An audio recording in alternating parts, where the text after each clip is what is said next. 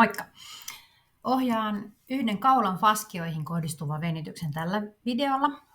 Faskiat reagoivat hyvin hitaaseen ja lempeään liikkeeseen.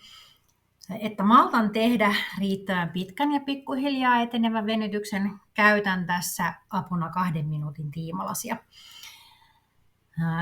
Aloitetaan sillä, että istu hyvässä ryhdissä, molemmat jalkapohjat maassa. Etsi sitten solisluusi. Laita vastakkaisen käden sormet solisluun suuntaisesti ja paina saman puolen kädellä tätä alakättä lattiaa kohti. Näin saat niin sanotusti kohdekudoksesta löysät pois.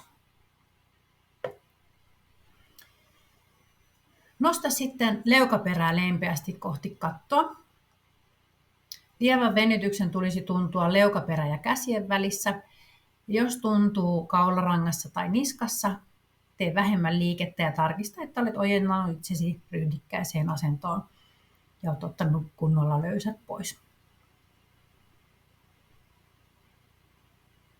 Hengittele kylkiin ja vatsaan rauhallisesti ja jokaisella ulosvedolla lisää rentoutta kohdekudokseen.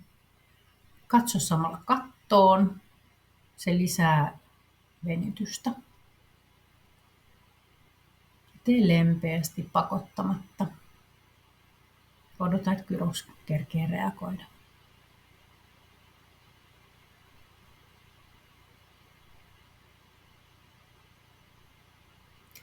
Sitten siirrä vähän asentoa. Nosta niin, että sulla leukaperä pikkusen nousee ylöspäin. Pidä kieli suulaessa. Vähän pitäisi muuttua eri kohtaan sen venytyksen. Hengittele taas rauhassa. Pidä se hengitys siellä kylkikaarissa ja mahan alueella. Ei tarvitse nostaa sitä hartioihin.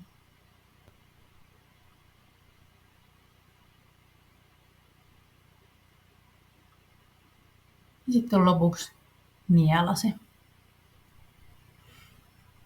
Saat mukavasti eri faskiakerrokset liukumaan suhteessa toisiinsa. Sitten ojenna itsesi. Vähän pyörittele hartioita.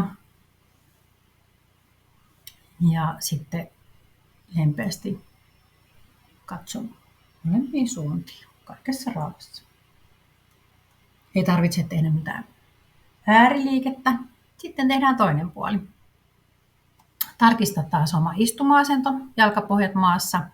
Etsi sitten solisluusi, sormet, alemman käden sormet samaan suuntaan ja paina alaspäin suoraan lattiaan. Lievän venytyksen kuuluu tuntua leukaperän ja sitten sormien välisellä alueella. Jos tuntuu kaularangassa tai yläniskassa, niin tarkista taas, että olet ryhdikkäässä asennossa ja olet ottanut löysät pois.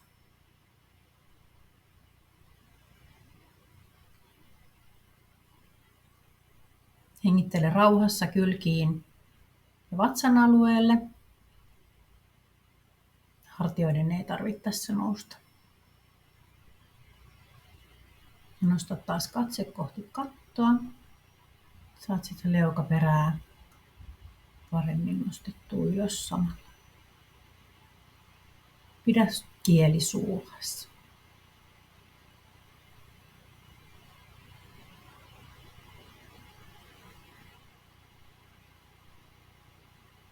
Jokaisella uloshengityksellä lisää rentoutta alueella.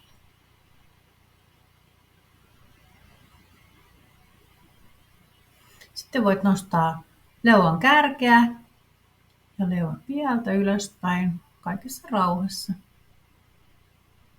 Venytyksen kohta vähän muuttuu.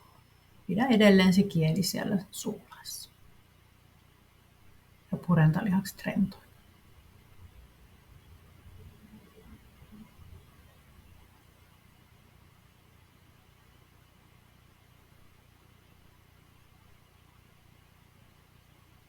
Ja nielase lopuksi.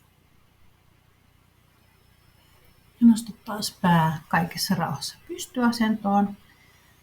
Pyöritä hartioita muutaman kerran. Ja sitten lempeästi katsot puolelta toiselle. Mä olen Elina Airaksinen, osteopaatti. Toivottavasti tästä videosta oli apua. Kiitos kun katsoit.